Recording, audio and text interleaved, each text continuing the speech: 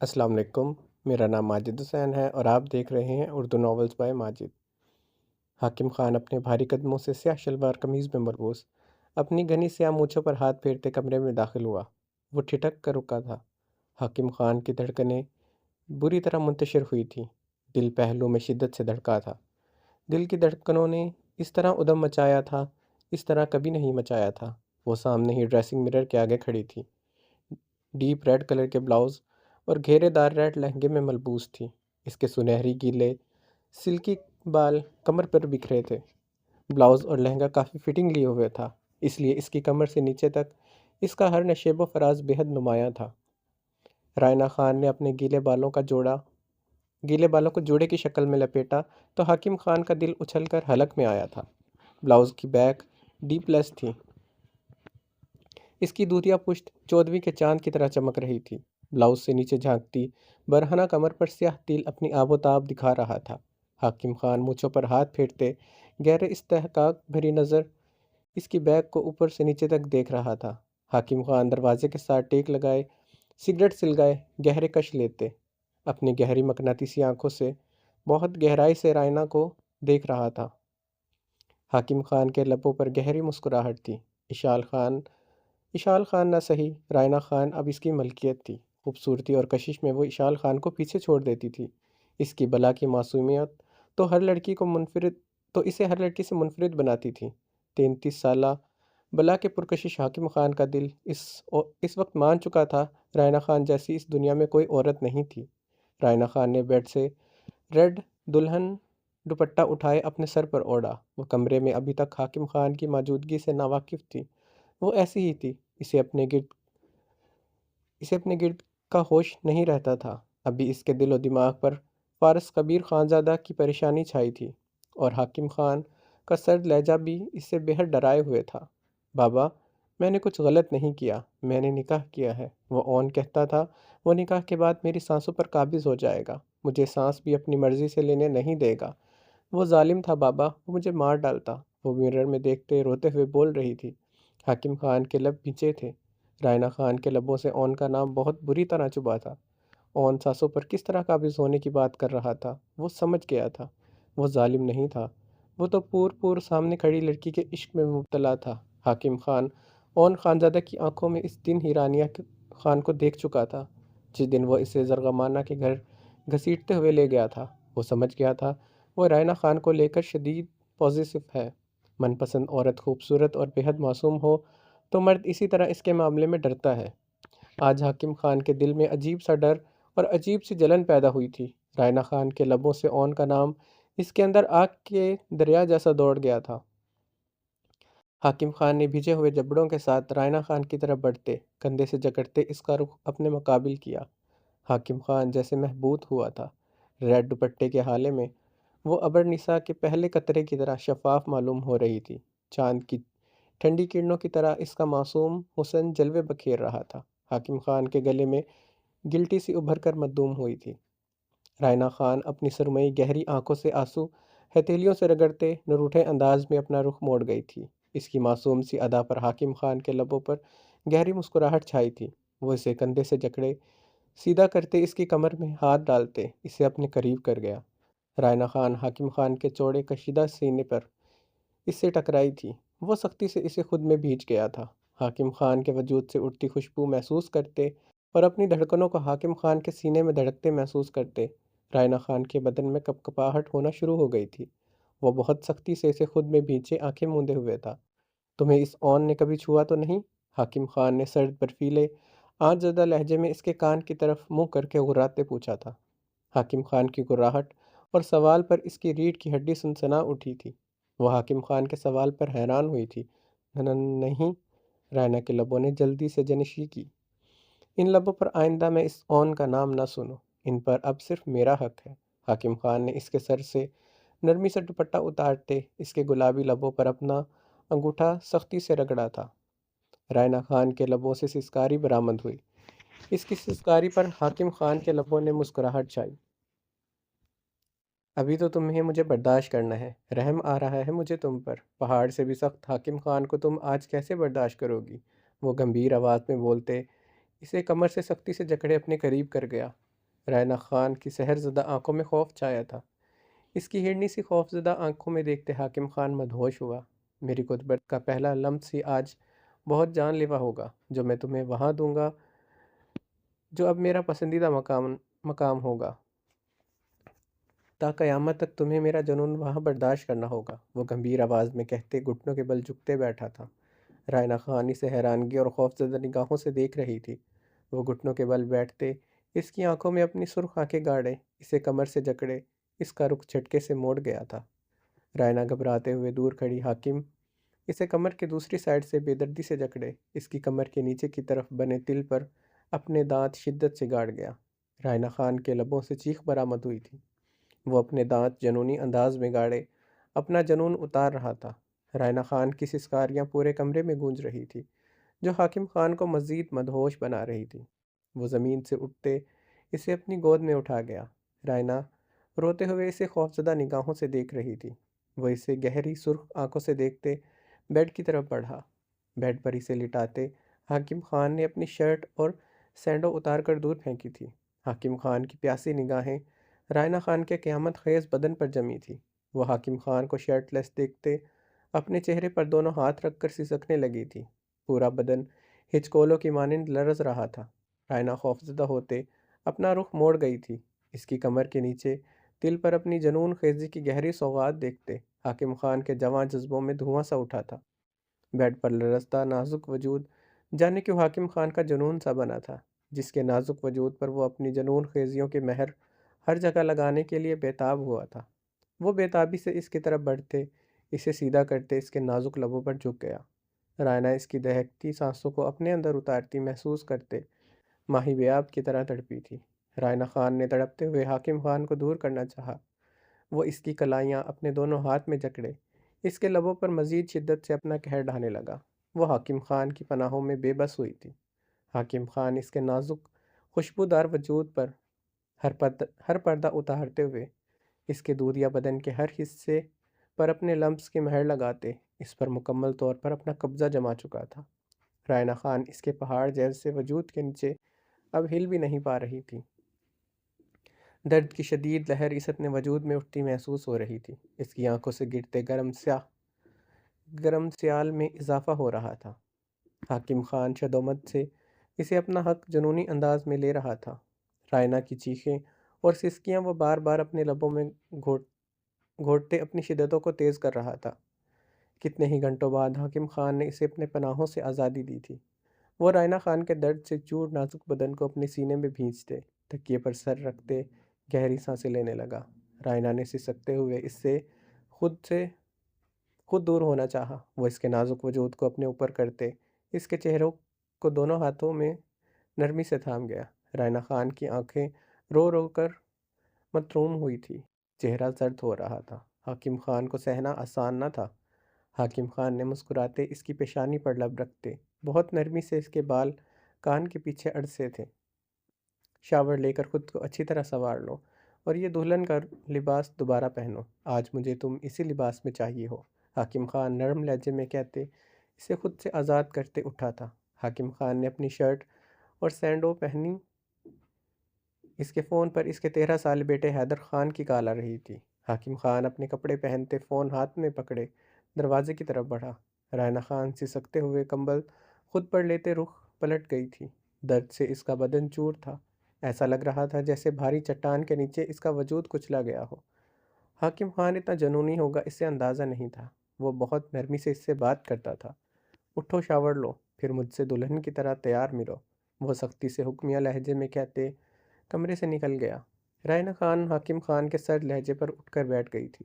دوسرے لمحے وہ اپنے جسم سے اٹھتے درد کو نظر انداز کرتے اپنا لہنگا بلاؤز اٹھائے واش روم کی طرف بڑھ گئی۔ حاکم خان نے جیسے اپنے بنگلے کے لاؤنج میں قدم رکھا، 13 سالہ حیدر خان کو وہاں دیکھتے وہ پریشان ہوا۔ حیدر خان کا یہاں موجود ہونا اس کی پلاننگ کا حصہ تھا، مگر پتہ نہیں کیوں وہ پریشان ہوا تھا۔ وہ یہی چاہتا تھا رائنا خان حیدر خان کو یہاں دیکھ کر یہ جان جائے وہ 13 سالہ بیٹے کا باپ ہے، اور وہ اسی دلہن کے لباس میں روتے ہوئے اپنے باپ کے پاس واپس چلی جائے اور ساری دنیا کو پتہ چل جائے کہ وہ اس سے نکاح کر بیٹھی ہے، اور اشال خان کو وہ المیر پوری دنیا کے سامنے ٹھکرا دے۔ مگر حاکم خان کو اب حیدر خان کو وہاں دیکھ کر عجیب سی بے چینی ہوئی تھی۔ حاکم خان نے اس طرح بھی بے چین نگاہ لاؤنج سے نظر آتے اپنے کمرے کے دروازے پر ڈالی۔ وہ اب نہیں چاہتا تھا کہ رائنا خان کو پتہ چلے وہ ایک بیٹے کا باپ ہے، نہ وہ اسے اس کے باپ کی حویلی واپس بھیجنا چاہتا تھا۔ بابا، حیدر خان اس کی طرف بڑھتے اس کے ساتھ لپٹا۔ حاکم خان حیدر خان کو شدت سے خود کے ساتھ لپٹائے گیا۔ کیسا ہے میرا بیٹا؟ حاکم خان نے اپنی پرچھائی حیدر خان کو مغروریت سے دیکھا، جو 13 سال کی عمر میں قد کاٹ نکال چکا تھا۔ ٹھیک ہوں بابا، آپ نے مجھے ادھر کیوں بلوایا ہے؟ اور آپ اتنے دنوں سے حویلی کیوں نہیں آئے؟ حیدر خان نے سنجیدگی سے پوچھا۔ آؤں گا، جلدی آؤں گا، ایک ضروری کام تھا اس لیے نہیں آ سکا، اس لیے تمہیں بلوایا ہے کہ تمہیں دیکھ لوں، اتنے دن اپنے بیٹے کو دیکھا جو نہیں۔ حاکم خان نے مسکراتے حیدر خان کے گھنے بالوں میں انگلیاں پھیری تھیں۔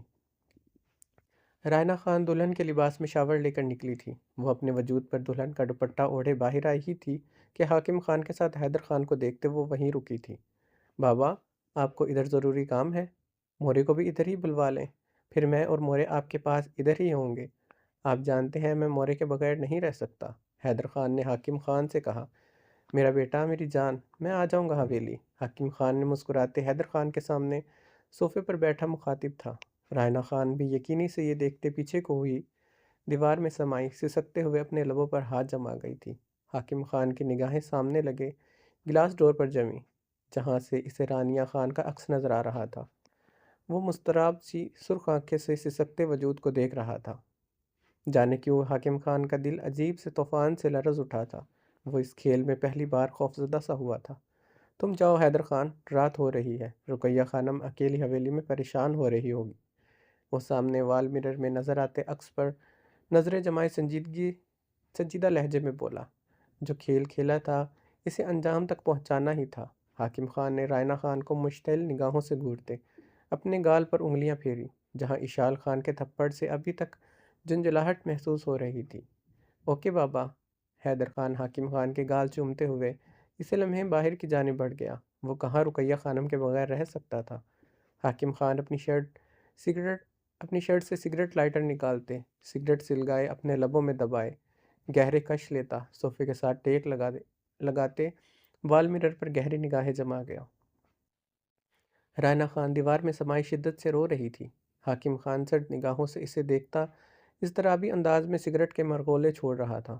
رائنا خان اپنے آنسو صاف کرتے حاکم خان کی طرف بڑھی۔ وہ اب دلہن کے لباس میں اس کے سامنے کھڑی تھی۔ بھاری کامدار دوپٹہ اس کے ایک شانے پر پڑا زمین کو چھو رہا تھا۔ گیلے بال، آراستہ بدن، سرخ متروم آنکھیں، زرد چہرہ، قیامت پل کھاتا دودیا بدن۔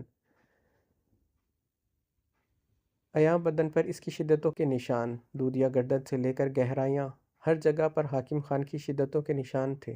حاکم خان گہری نگاہوں سے اسے دیکھ رہا تھا، جو پور اس کی شدتوں کے رنگ میں رچی بسی کھڑی تھی۔ آپ ایک بچے کے باپ ہیں؟ رائنا خان کے لبوں سے بامشکل ہی لفظ ادا ہوئے تھے۔ وہ لرزتے وجود کو بامشکل سنبھالے ہوئے تھی۔ ہاں، ہوں میں ایک بیٹے کا باپ، حاکم خان نے سنجیدگی سے جواب دیتے سگریٹ کا گہرا کش لیا۔ آپ کی بیوی بھی ہے؟ رائنا خان کے سوال پر حاکم کے لبوں کو مبہم سی مسکراہٹ نے چھوا تھا۔ وہ بہت بے یقینی سے پوچھ رہی تھی، جیسے وہ ایک بچے کا باپ تو ہو سکتا ہے، مگر ایک بیوی کا شوہر نہیں۔ بیٹا ہے تو ظاہر ہے بیوی بھی ہے۔ حاکم خان اس پر گہری نگاہ ڈالے بے رحمی سے بولا تھا۔ رائنا خان بے یقین سی سر نفی میں ہلاتے پیچھے کی جانب قدم بڑھاتی لڑکھڑائی تھی۔ حاکم خان بے چین سا ہوتا سیدھا ہوا تھا۔ آپ نے مجھے دھوکہ دیا۔ کیوں؟ وہ حلق کے بل چیخی تھی۔ حاکم خان نے گہرا سانس لیتے اسے چیختے ہوئے دیکھا تھا۔ تم مجھے بہت خوبصورت لگی تھی، میرا دل آ گیا تھا تم پر، وہ سپاٹ سے لہجے میں بولا تھا۔ وہ اسے حقیقت بتانا چاہتا تھا، وہ اس کا بدلہ تھی۔ وہ اشال خان سے بدلہ لینے کی خاطر نکاح کر کے یہاں لایا تھا، مگر وہ اسے اتنا بدصورت سچ نہ بتا سکا تھا۔ رائنا اپنے بال مٹھیوں میں جکڑے شدت سے رو دی تھی۔ حاکم خان نے بے چینی سے اس کی سسکیاں سنتے سگریٹ کا کش لگایا۔ کمرے میں اس کی سسکیاں، اس کی تڑپ اسے مزہ دے رہی تھی۔ وہ اس کی پناہوں میں تھی۔ اس کی شدتیں سہتے اس کا سسکنا تڑپنا اس پر باور کروا رہا تھا کہ وہ اس کی ملکیت ہے، مگر اب اس کے تڑپنے رونے پر تڑپ سا اٹھا تھا، مگر بے حس سا بن کر وہ صوفے پر بیٹھے سگریٹ کے گہرے کش لے کر بے پروانہ انداز میں بیٹھا تھا۔ میں آپ کے ساتھ نہیں رہوں گی، میں اپنے بابا اپنے دادا جان کے پاس جاؤں گی، وہ شدت سے روتے ہوئے چیخی تھی۔ حاکم خان گہرا مسکرایا تھا، یہی تو وہ چاہتا تھا کہ وہ آج کی رات ہی واپس جائے۔ رائنا خان اپنے آنسو تیزی سے صاف کرتی دروازے کی طرف بڑھی۔ دوپٹے سے اپنا وجود اچھی طرح لپیٹو۔ وہ اس کے بھاری دوپٹے کو ایک کندھے پر لہراتے دیکھ سلگتے لہجے میں گھرایا۔ وجود میں آگ سی برپا ہوئی تھی اسے ایسے باہر جاتے دیکھتے۔ باہر اس کے گارڈ اور ملازم تھے۔ رائنا نے اس کی غراہٹ پر کانپتے اپنے بھاری کامدار دوپٹہ کو اپنے اطراف اچھی طرح لپیٹا۔ وہ تو اشال خان اپنی سہیلی زرغمانہ کے گھوڑنے پر لرز اٹھتی تھی۔ یہ تو بھرپور مرد حاکم خان تھا جسے کچھ دیر پہلے وہ سہ چکی تھی۔ وہ تو مزید اس سے ڈرنے لگی تھی۔ اون کے خوف سے ہی تو وہ اس کی طرف متوجہ ہوئی تھی۔ وہ ہر بار کی طرح صحیح اور غلط کی پہچان نہ کر سکی تھی۔ وہ اپنی معصومیت سے دھوکہ کھا بیٹھی تھی۔ حاکم خان اب اس کے نزدیک درندہ تھا۔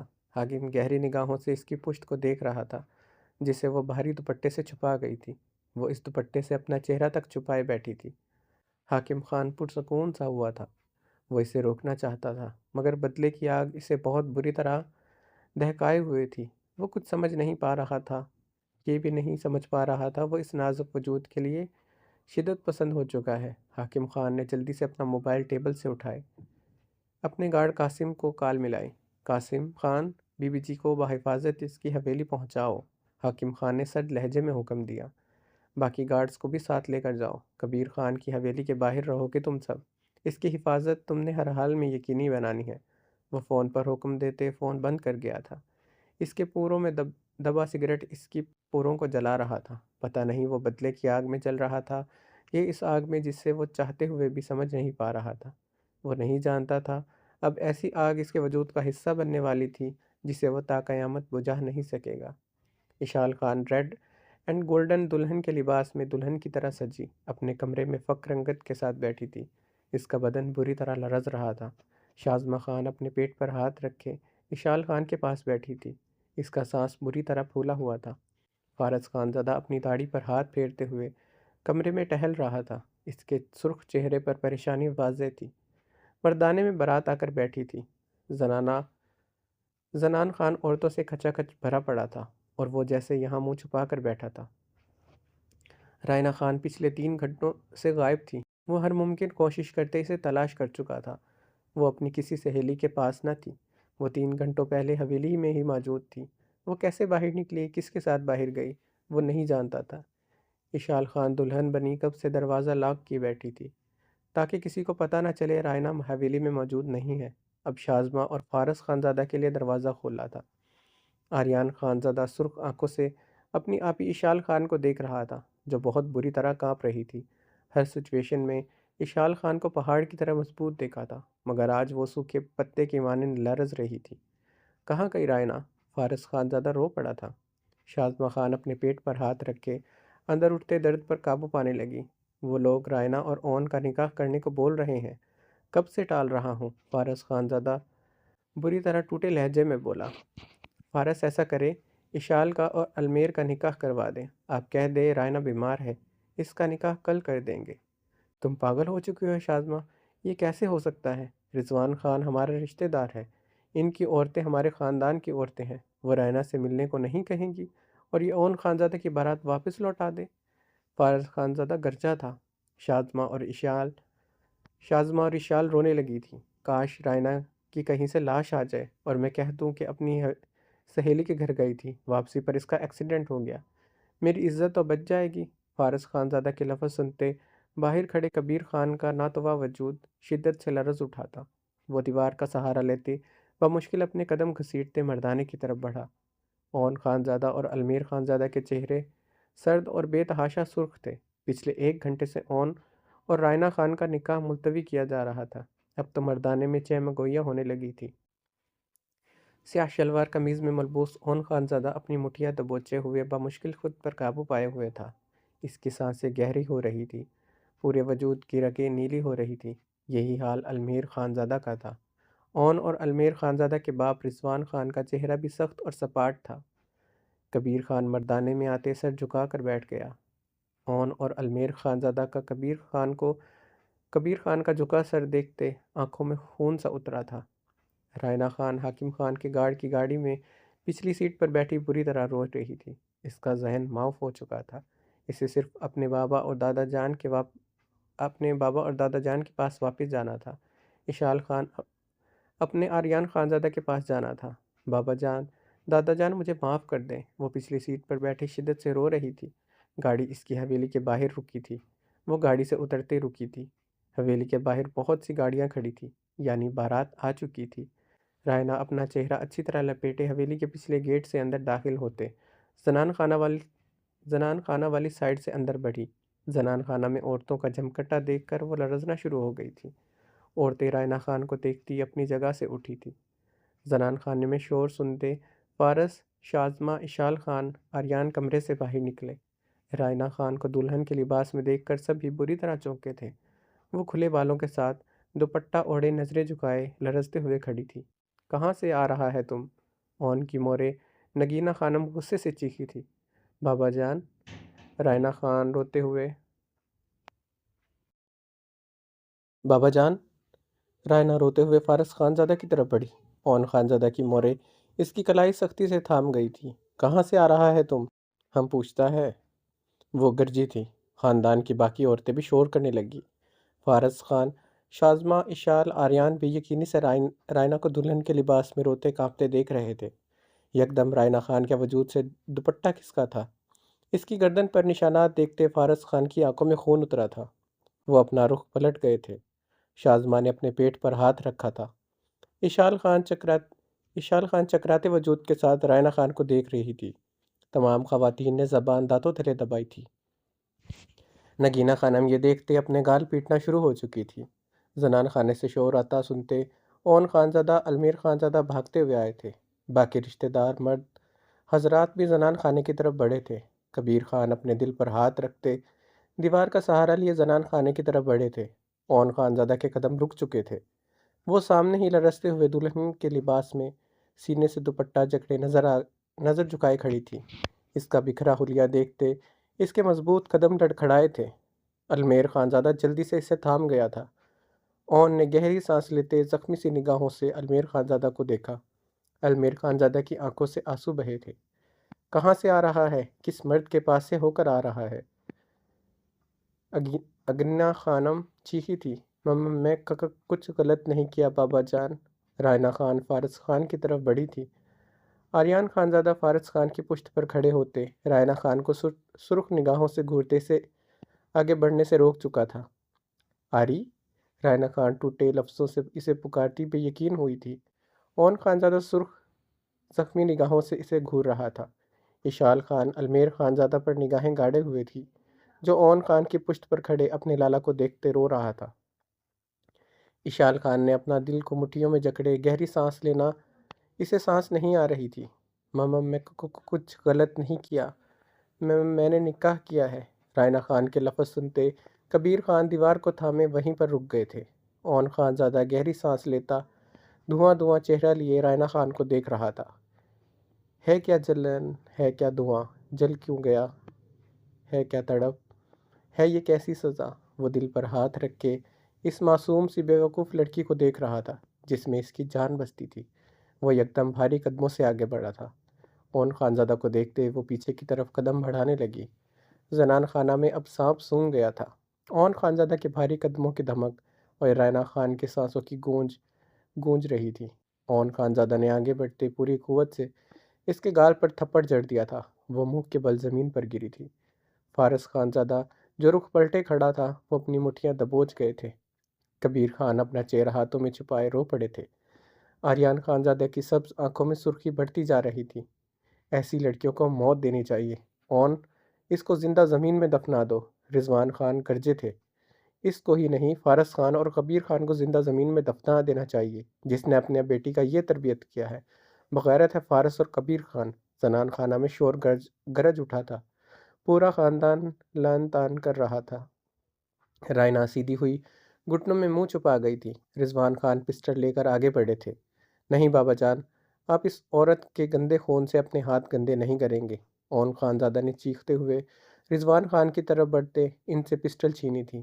یہ تمہارا منگیتر تھا، عزت تھا، رضوان خان گرجے تھے۔ عزت تھی، میری منگیتر تھی بابا جان، وہ حلق کے بل چیخا تھا۔ اب نہیں، اب صرف میں اس عورت سے نفرت کرتا ہوں، اتنی نفرت کہ میرا وجود بھڑکتی آگ بنا ہے۔ وہ رائنا خان پر نفرت امیز نگاہیں گاڑے بولا تھا، چلے یہاں سے۔ وہ سرد انداز میں کہتے تیز تیز قدموں سے لانچ کی جانب گیا تھا۔ سارا خاندان فارس خان اور کبیر خان پر لعنت ملامت کرتے وہاں سے نکلتے چلے گئے۔ المیر خانزادہ سرخ آنکھوں سے اشال خان کو دیکھ رہا تھا، جو بھیگی نگاہوں سے اسے دیکھ رہی تھی۔ المیر خانزادہ اسے زخمی نگاہوں سے دیکھتے پیچھے کی طرف قدم بڑھانے لگا۔ اشال جیسے حرکت میں آئی تھی، وہ اس کی طرف تیزی سے بڑھی۔ وہ رخ پلٹے تیز تیز قدموں سے داخلی دروازے کی طرف بڑھا۔ اشال خان بھاگتے ہوئے اس کے مقابل آتے اس کی شرٹ مٹھیوں میں جکڑ گئی۔ کہاں جا رہے ہو المیر خانزادہ، مجھے چھوڑ کر؟ وہ شدت و غم سے چیخی تھی۔ تم مجھ سے سوال پوچھنے کا حق رکھتی ہو کیا؟ المیر اپنی شرٹ اس کی مٹھیوں سے چھڑاتے استہزائیہ ہنسا تھا۔ ہاں میں رکھتی ہوں، کیونکہ اس سب میں میرا کوئی قصور نہیں۔ اشال خان شدت سے رو پڑی تھی۔ میرے لالا اون خان کا کیا قصور تھا؟ بتاؤ اشال خان، جو تمہاری بہن نے میرے لالا کے ساتھ یہ سب کیا، یہ قصور تھا کہ میرے لالا پاگلوں کی طرح عشق کرتے تھے اس بے وفا عورت سے؟ وہ رائنا خان کی طرف دیکھتے چیخا تھا، دیکھو المیر، میں تم سے عشق کرتی ہوں، جنون ہو تم میرا، میرا قصور نہیں، تم میری طرف دیکھو، میں تمہارے لیے سجی ہوں، مجھے چھوڑ کر مت جاؤ۔ اشال خان گڑ گڑائی تھی۔ شازمہ خان صوفے پر گر چکی تھی، ان کے پیٹ میں درد بڑھتا جا رہا تھا۔ آریان رائنا کے سسکتے وجود کو نفرت آمیز نگاہوں سے دیکھ رہا تھا۔ فارس خان رخ پلٹے کھڑا تھا۔ کبیر خان دیوار میں سمائے پتھرائے سے کھڑے تھے۔ تم بھی اپنی بہن کی طرح ہو، اس جیسی بے شرم، اپنے گھر والوں کے سامنے کھڑے ہو کر عشق کا اظہار کر رہی ہو، بے شرم ہو تم، وہ چیخا تھا۔ جیسی بھی ہوں تمہاری ہوں، بچپن سے عشق کیا ہے تم سے، مجھے اپنا لو، جیسا رکھو گے رہ لوں گی، ساری عمر رائنا کے تانے دو گے سن لوں گی، مجھے چھوڑ کر مت جاؤ، مر جاؤں گی۔ وہ روتے ہوئے چیختے اس کا گریبان جکڑ گئی تھی۔ تم مر جاؤ اشال فارس خان زادہ۔ وہ اپنی شرٹ بے دردی سے چھڑواتے اسے دھکا دے کر گیا تھا۔ وہ اوندے منہ زمین پر گری۔ المیر خان زادہ کہرہ آلودہ نگاہ اس پر گاڑتے وہاں سے چلا گیا۔ رائنا خان کی سسکیاں بڑی تھیں۔ وہان پر صف ماتم بچھا تھا۔ اشال زمین پر دلہن بنی لوٹی پٹی بیٹھی پتھر سی تھی۔ رائنا خان دلہن کے لباس میں سسک رہی تھی۔ باقی سب خاموش کھڑے تھے، جانے کتنی دیر گزر گئی تھی۔ رائنا خان اپنے درد سے چور بدن کو گھسیٹتے ہوئے اٹھتے فارس خان کی طرف بڑھی۔ بابا جان، وہ لرزتے لبوں سے بولتے فارس خان کا بازو جکڑ گئی تھی۔ فارس خان کا ہاتھ اٹھتے اس کے گال پر اسی لمحے نشان چھوڑ گیا تھا۔ بابا جان، وہ شدت غم سے رو پڑی تھی۔ مت کہو بابا جان، تم جیسی بد کردار کم ظرف بیٹی میری نہیں ہو سکتی۔ تم بیٹی ہونا تو دور کی بات، میری بہن کہلوانے کے بھی لائق نہیں۔ کاش بابا جان تمہارا ابورٹ کروا دیتے۔ فارس خان کی بات پر رائنا روتے ہوئے اپنا چہرہ دونوں ہاتھ میں چھپا گئی تھی۔ اشال خان زمین سے اٹھتے رائنا خان کی طرف بڑھی۔ اشال خان کو اپنی طرف بڑھتے دیکھ رائنا خان اس کی طرف تیزی سے بڑھی۔ مجھے پتہ تھا تم مجھے کبھی اکیلا نہیں چھوڑ سکتی۔ میں نے غلط نہیں کیا۔ حاکم خان نے کہا نکاح کر لو، نکاح کے بعد سب مان جائیں گے، ہمارا رشتہ پاک ہوگا، ورنہ اون مجھ سے نکاح کر کے مجھے مار ڈالے گا۔ وہ روتے ہوئے اشال خان کی طرف بڑھتے اس کے ہاتھ تھامتے اپنے دل پر رکھ گئی تھی۔ بہت تیزی سے دھڑک رہی ہیں دھڑکنیں، بہت ڈر لگ رہا ہے اشال، مجھے خود کے ساتھ لپٹا لو۔ وہ روتے ہوئے ہچکیاں لیتے بولی تھی۔